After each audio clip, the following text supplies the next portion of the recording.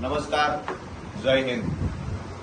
આજે માજી સૈનિક સેવા ફાઉન્ડેશનની મુલાકાતે આવેલો ઓફિસે જે સૈનિક આંદોલન ચાલી રહ્યું છે એમાં જે પણ આગેવાનો આ આંદોલનનો હિસ્સો બન્યા છે આ તમામ સૈનિકોની આજે મુલાકાત કરી, આગેવાનોની મુલાકાત કરી.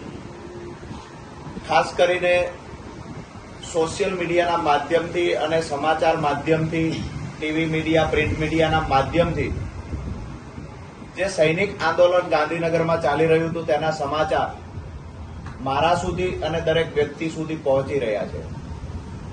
વાસ્તવમાં સૈનિકોની માંગ શું છે? જે સૈનિકોએ પોતાની યુવાની દેશ માટે, દેશની સુરક્ષા માટે પરિવારથી દૂર જઈ અને સીમાડા દેશના હાચવવા માટે પોતાની યુવાની કુરબાન કરી, કોઈએ શહીદી મોહરી હસતા મોઢે દેશ માટે એક એક લોહીનું ટીપું રેડી દેનારા લોકો આજે રોડ પર શા માટે ઉતર્યા? તો ખરેખર આ સવાલ એક ગુજરાતી હોવાના નાતે, એક ભારતીય હોવાના નાતે દરેક વ્યક્તિના મગજમાં આ સવાલ આવવો જોઈએ, જે સવાલ મને થયો. આજે જ્યારે માજી સૈનિકોની મુલાકાત કરી, એમની વેદના જાણી અને હૃદય કાંપી ઉઠે એવી ઘટનાઓ ઘટી રહી છે. આજે એક ગુજરાતના નાગરિક તરીકે જ્યારે આ વાત જાણવાના પ્રયત્ન કર્યા ત્યારે સ્વાભાવિક છે, હું ચાહે કોઈ પણ પાર્ટીનો વ્યક્તિ છું, પણ પાર્ટીથી બહાર આવી એક ગુજરાતનો નાગરિક છું અને જ્યારે સૈનિકોની લડાઈની વાત આવે ત્યારે સ્વાભાવિક છે કે પાર્ટીનો ખેસ ખીતીએ ટીંગાડીને સૈનિકોની લડાઈમાં એક ગુજરાતી હોવાના નાતે સહભાગી થવું મારી નૈતિક જવાબદારી બને છે. મહત્વની વાત એ છે કે જે સૈનિકોએ સીમાડા સાચવવા માટે પરિવારથી દૂર રહી રાત દિવસ જોયા વગર પોતે પોતાની યુવાની ઘસી નાખી, કુરબાન કરી દીધી.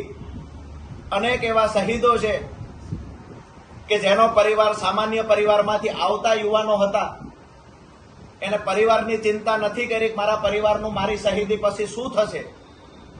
એ લોકો હસતા મોઢે દેશની સુરક્ષા માટે દુશ્મનોની ગોળીઓ ખાઈને શહીદ થયા.